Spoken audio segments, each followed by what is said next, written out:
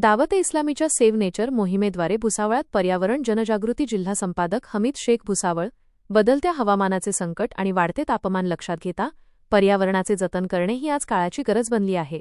या गंभीर विषयावर समाजात जनजागृती निर्माण करण्यासाठी दावत ए इस्लामी या संस्थेच्या गरीब नवाज रिलीफ फाउंडेशन या सामाजिक विभागामार्फत संपूर्ण भारतभर सेव्ह नेचर म्हणजेच निसर्ग संवर्धन मोहीम राबवण्यात येत आहे। या मोहिमेचा मुख्य उद्देश समाजाला पर्यावरण संरक्षण, वृक्षारोपणाचे महत्त्व आणि निसर्गाचे संतुलन राखण्यासाठी प्रोत्साहित करणे हा आहे। या विशेष मोहिमेच्या अंतर्गत भुसावळ शहरातील BZ उर्दू हायस्कूल आणि ज्युनियर कॉलेज MI तेली इंग्लिश स्कूल तसेच अल हिरा उर्दू हायस्कूलमध्ये जनजागृतीपर कार्यक्रमांचे आयोजन करण्यात आले होते। या कार्यक्रमांमधून विद्यार्थ्यांना पर्यावरण रक्षणाचा संदेश देण्यात आला। पृथ्वीला हिरवीगार ठेवण्यासाठी जास्तीत जास्त वृक्षारोपण करणे आणि लावलेल्या रोपट्यांची नियमित निगा राखणे हे आपल्या सर्वांचे कर्तव्य असल्याचे विद्यार्थ्यांना सांगण्यात आले। याद्वारे येणाऱ्या भावी पिढीसाठी एक स्वच्छ आणि हरित वातावरण तयार करण्याचा संकल्प करण्यात आला।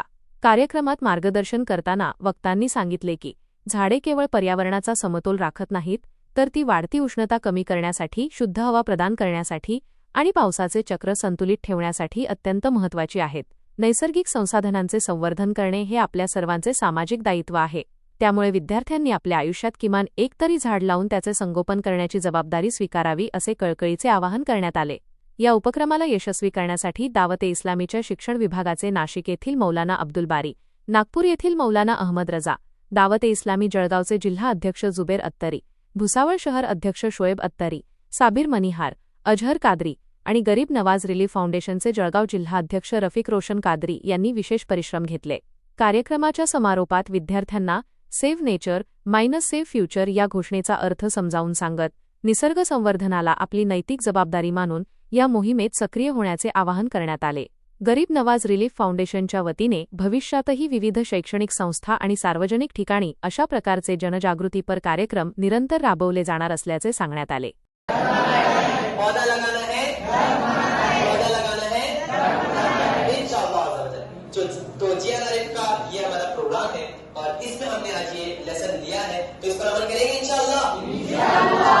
सल्लल्लाहु अलैहि हबीब। माहौलियात का जो है ये टॉपिक नहीं है, बल्कि इस सब का रिलेशन हमारी हेल्थ से, हमारी सेहत से और हमारे आने वाली जनरेशन के फ्यूचर से इसका ताल्लुक है।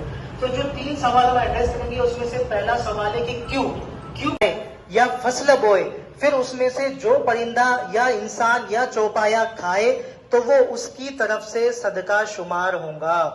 एक और हदीस पाक है कि जिसने कोई दरख्त लगाया और उसकी हिफाजत और देखभाल पर सब्र किया यहाँ तक कि वो फल देने लगा, तो उसमें से खाया जाने वाला हर फल अल्लाह पाक के नजदीक उस लगाने वाले के लिए सदका है। तो डियर स्टूडेंट्स, आपने देखा कि किस तरीके से दरख्त लगाना जो है ये हमारे लिए सदका जारिया की हैसियत रखता है।